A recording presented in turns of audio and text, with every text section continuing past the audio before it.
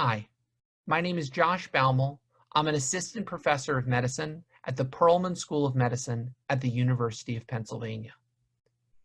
Today I'm going to talk to you about MET exon 14 skipping mutations. Now this is a little bit different than some of the other alterations that we've described. If you look at the DNA in your cells, it's divided into two types of portions. So one is called exons. Exons are the business end of the genes. That's what actually codes for the protein that makes your gene do what it needs to do.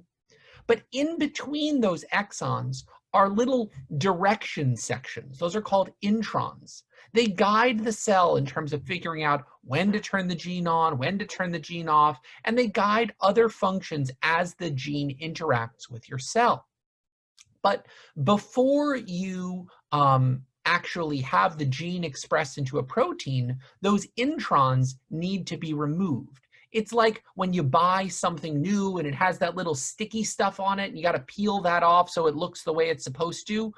That's what's happening here. The introns have to be what's called spliced out. But sometimes that process where the cell removes the introns can get messed up. It can make errors. And that's what happens in a MET exon 14 skipping alteration. The DNA gets modified in such a way that instead of removing just the introns, this MET exon 14 also gets removed. And so there's lots of ways that this can be detected.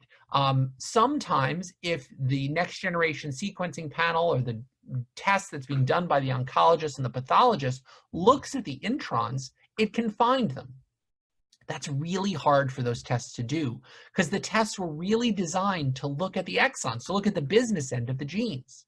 So another way that this can be found is on what's called a fusion assay. This assay uses, instead of the DNA, it uses the RNA that the DNA gets converted into. So basically looks at it after all this splicing and prepping has happened and says, does this look right? And if you do that on a patient with a MET exon 14 skipping alteration, what the test will see is it'll say MET exon 12, MET exon 13, and then it goes straight to MET exon 15.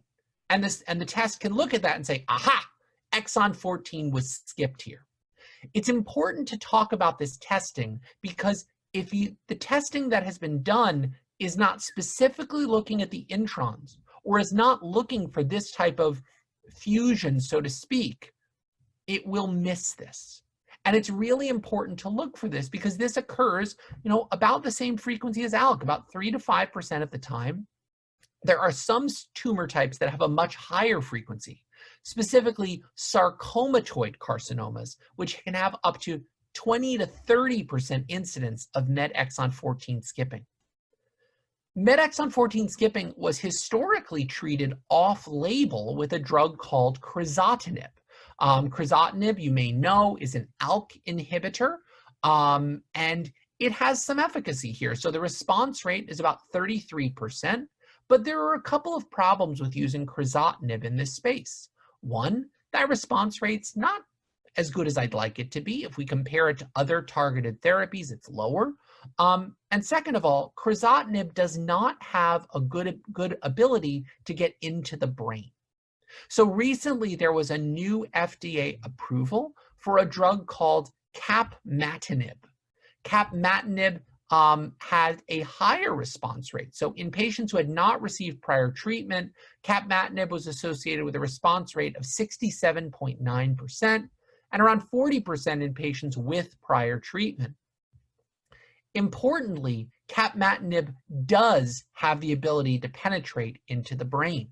So it was very good news for my patients when we have a new drug that's available, it's now FDA approved, for patients with MET exon 14 skipping that overcomes those two barriers, has a higher response rate, and can get into the brain. There's another drug that is also being developed in this space, which has had recent presentations, and that is called Tepotenib. Similarly, Tepotenib had a pretty good response rate, higher than we expected with, higher than we saw with crizotinib, with a response rate of about 46%, so a little bit higher. And this drug also seems to have efficacy in the brain. So it's exciting that we're having 2 new drugs for a target, one of which has already reached FDA approval, the other which hopefully will do so quite soon. So this is a very important target that we need to make sure we are looking for in our patients with metastatic lung cancer, especially those with sarcomatoid carcinomas.